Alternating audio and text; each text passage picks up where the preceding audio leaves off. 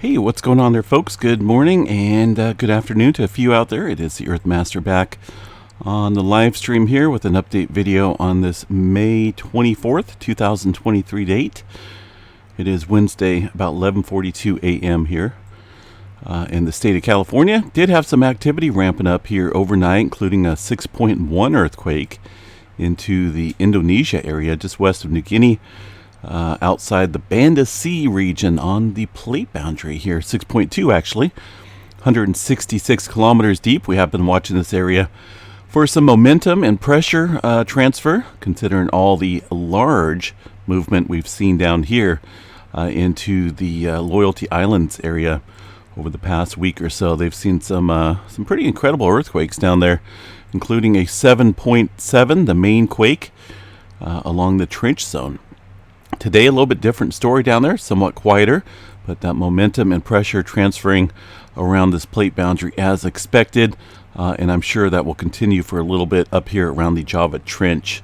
USGS not really showing too much activity here across the Java Trench today, but looks like EMSC reporting a couple of 3s, maybe even a 4 here at this section of the Java Trench, but we'll continue to watch this throughout the day, considering that 6.2 overnight. Actually, that not overnight, but early this morning. It looks like about 8 o'clock or so, 8:49. So technically just a couple hours ago. Either way, it's somewhat deep around the Banda Sea region. Haven't seen any further activity, at least in the larger department following that movement. All right, up here around the northwestern edge here of the Pacific Plate, things pretty quiet still. It's been awfully quiet, and they can't remain quiet forever. Similar to California, right?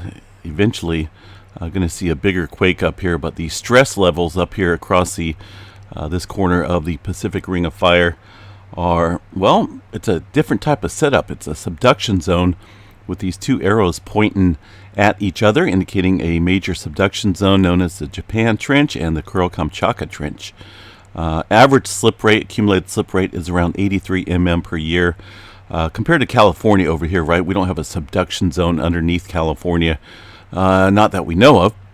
Obviously, there's one up here into the Pacific Northwest, Northern California, called the Cascadia Subduction Zone. But the plate boundary over here, the San Andreas Fault, kind of slides past each other instead of subducting underneath each other. So technically, it doesn't take years, hundreds of years, to build up enough strain for a large-scale earthquake here across the Kuril-Kamchatka. So 83 mm per year. Definitely should be coming up on some larger-scale movement here soon in that area.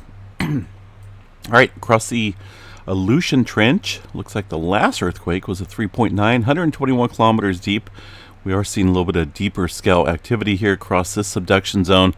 Another subduction zone here. Pretty lengthy one.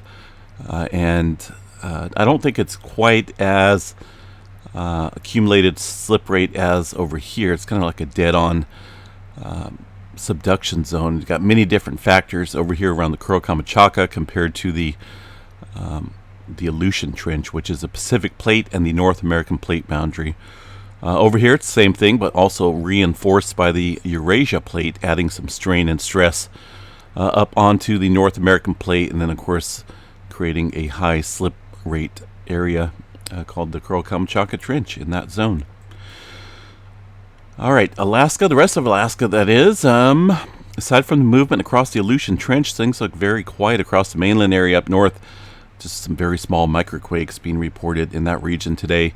Pacific Northwest, a couple spotty earthquakes. Let's see what we got for 2.5 and above. Looks like we did see, this is from yesterday afternoon, a 2.9. We also did see a 3.0 south here into the Big Pine area.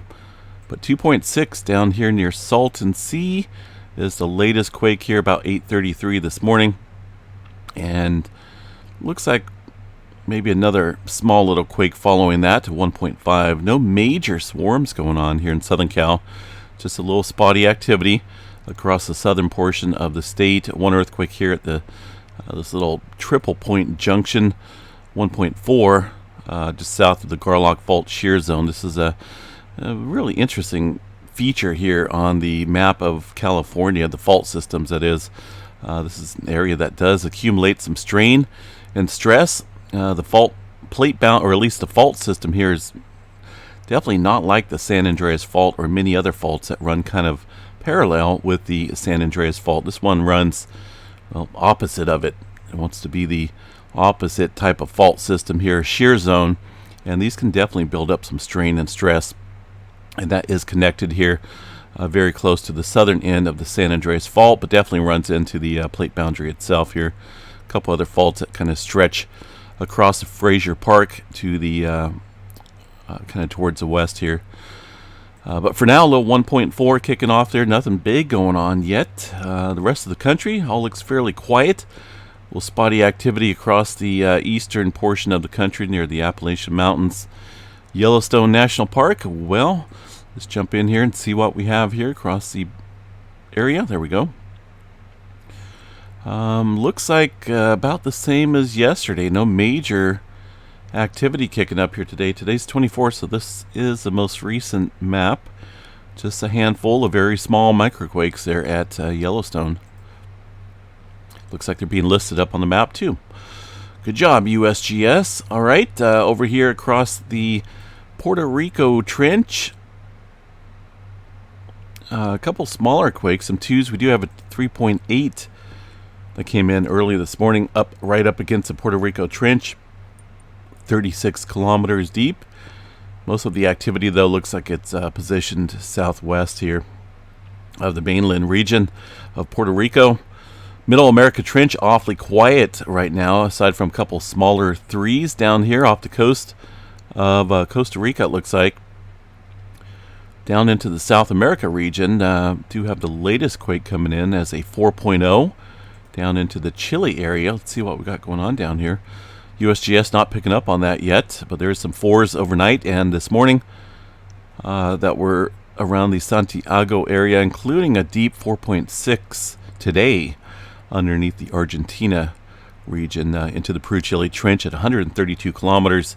That will definitely add some strain upstream, where it kind of looks like it's occurring right now with a 4.0. A couple other fours down here to the southwest of that deeper region.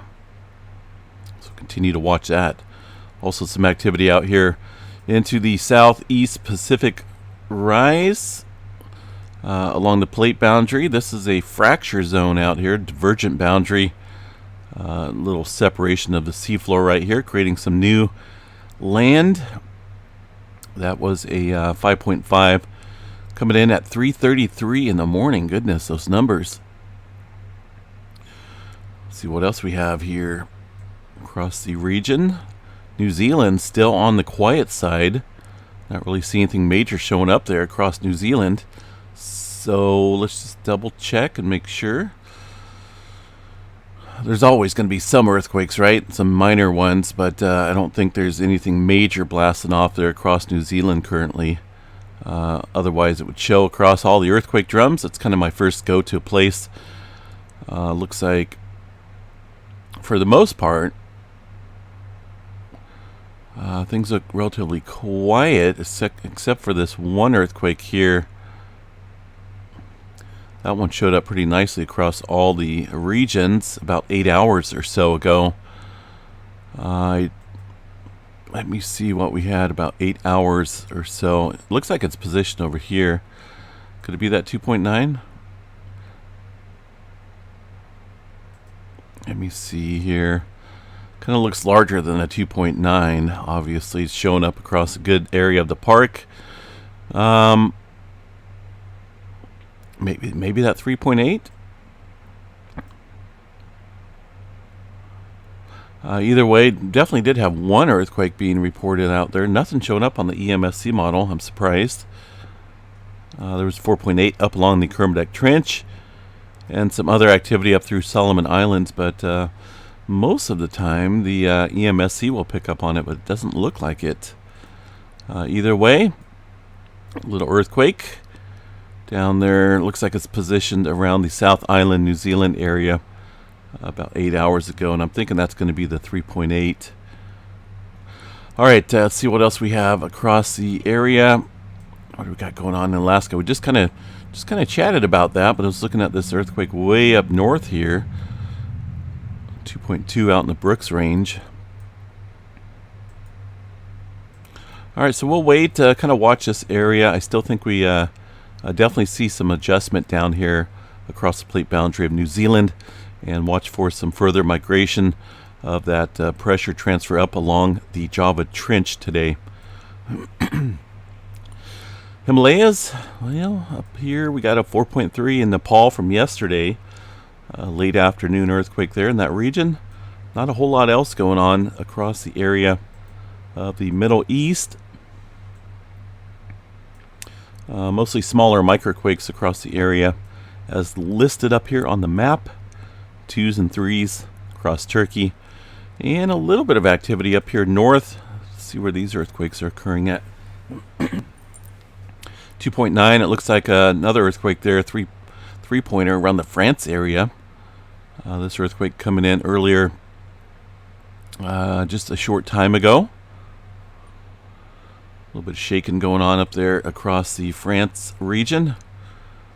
3.0 north here of the Iceland region. The rest of the Atlantic, though, well, we do have one earthquake down here from yesterday. It looks like 4.6. South Sandwich Trench. Nothing showing up here across the USGS model for that earthquake. Not for sure what's going on, but they're not reporting it. Either way, a little bit of activity down here on the southern end of the globe. Kind of see these 3 earthquakes positioned here around the Antarctica area. So things stirring up a little bit out here. Let's see, what else is there, folks, for earthquake activity? The Big Island. Always like to watch the Big Island of Hawaii because, well, they're out in the middle of the Pacific, and what goes around across the Pacific does play adjustments on this area of Hawaii. Latest quake shows a 1.9 early this morning, about 4 o'clock, so not for sure what's going on there. It looks like earthquake activity has come to a halt following that 6.1 over here, which occurred, well, that was 8:49. I know there's one of these quakes out here at 3:30 in the morning, but it looks like things kind of tapering off here across the Big Island for now. And the latest informational statement here from the USGS will give us a good indicator of what's going on. 24th, this was put out today. Currently not erupting there at Kilauea Volcano. Looks like summit tilt meters recorded little change in tilt, potentially indicating a short pause in deformation. But if you notice, that short pause in deformation comes along with lack of earthquake activity. I mean, literally, the last earthquake here was at 4 in the morning. So we're looking at 6 hours of no earthquake activity. But I don't expect that to last for too long. It kind of comes and goes, and it will probably.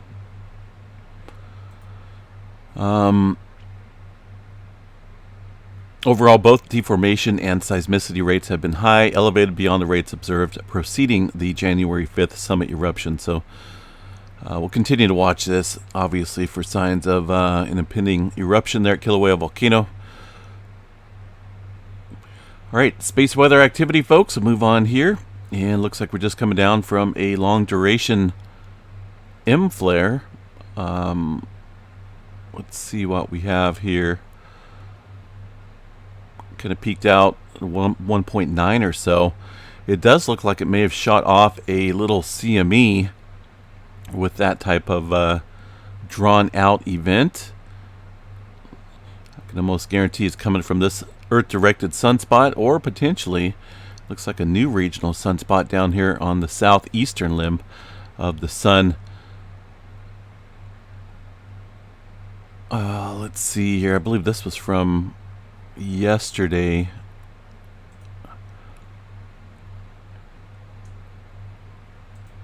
Let's check out these magnetic structures of the sunspots. Yeah, this one's grown dramatically since yesterday's update. Didn't get a chance to get an update in last night. Super swamped with some last minute school stuff for the final week of college. But yeah, this one's definitely grown definitely dynamically. And this sunspot up here, I know was starting to decay yesterday during our update yesterday morning, but Today looks much more complex. There's a lot of different features popping up here, making it a very complex structured sunspot. So we got technically maybe down here as well. So we got about 3 sunspots noteworthy of watching for some strong flaring here today. Again, let's see what we're looking at for the overall threat. Looks like they've lowered it slightly, but I don't know. I mean, they kind of looks like they're getting up there. So these lowered numbers may not necessarily be accurate. 99% chance for a C flare, M flare at 30, X flare at 5% chance. I think it's a little bit higher than that. Looking at these features this morning, I will continue to watch that. This one's definitely currently flaring right now. I'm wondering if this is the one that produced the recent M flare here. I don't believe it's going to be this one. That's from a day or so ago. Let's see what we got. When was this put out? May 24th at 11:20 UTC time. So 11:20 UTC time was literally 8 hours ago. So this update is not going to include this most recent M flare that looks like it may have produced a small CME associated with it. If it did, it's definitely probably Earth directed, pending it came from 3311, which is center disk with the Earth-Sun plane. Either way, I definitely think it's noteworthy to watch a couple of these sunspots today for some strong flaring and any subsequent CME that may come along with it. As far as the aurora forecast goes, we're not really expecting anything major. It does look like it's a little enhanced here on the aurora oval, mostly up at, well, obviously up at the higher latitudes. Over the next couple nights or so, it looks like maybe unsettled conditions prevailing, but no major expected solar storming yet. But we'll watch for the CME, see if it was Earth directed. Again, kind of looks like it's drawn out a little bit. We're starting to peak back up here again. And that's what we look for CMEs. If they are long duration events and they kind of go at a different angle, they'll peak out and then they'll slowly go back down on the chart, indicating some type of possible CME explosion with that flare. Unlike these little short, impulsive, strong flares, but they're very impulsive. They don't last for too long, and then they go right back down. So we'll continue to watch that. Got a helicopter flying over. All right. Okay, let's see what we got here for the weather forecast here for today. Also, early last night, about 2 o'clock in the morning, had a thunderstorm develop over my house. Well, outside here, a couple miles, but it did rumble some thunder out here. Kind of odd, wasn't really expecting that. Today's forecast, it looks like there is an enhanced risk for severe weather across extreme eastern New Mexico and western Texas out here, with a 5% probability of a tornado within that area. Does look like the main threat's going to be some large hail, 30% area that's hatched. In this hatched area is actually extending down further into Texas as well. That hatched region, a 10% or greater probability of 2-inch diameter hail or larger, and we know Texas out there can get some very large hail. New Mexico as well. So heads up if you are out there today in those regions. Again, a 5% chance for a tornado probability. It looks like around Clovis, New Mexico, and Tucumcari, New Mexico as well. But that also does extend over into extreme western Texas. That's for today. Looking at the next couple days, very marginal possibilities of severe weather. Nothing major though. Here's the thunderstorm forecast here for this morning and afternoon. As you can see, quite a bit of storming out there across the a good portion of the western states here. That includes my area, it looks like, as well, out here around Chico and Redding area. Seeing a potential for some thunderstorms. So awesome, I will take it. Nothing severe, obviously, but yeah, it looks like it could be a wet day out there across a good portion of the country. All right, folks, have a good one. We will catch you guys back here a little bit later tonight. Definitely going to get one in here tonight. say last night was just, I was completely done with some schoolwork, and actually ended up going to bed a little bit earlier last night, just because of being burnt out. Finals week here in school, got to make sure to get all that stuff in, and then that's it for the summer. I'm not taking any summer classes. I'll wait until fall again to jump back into some more advanced geology classes, and then we'll see what else there is. For now, have a good one, folks. We'll catch you guys back out here tonight. Take care.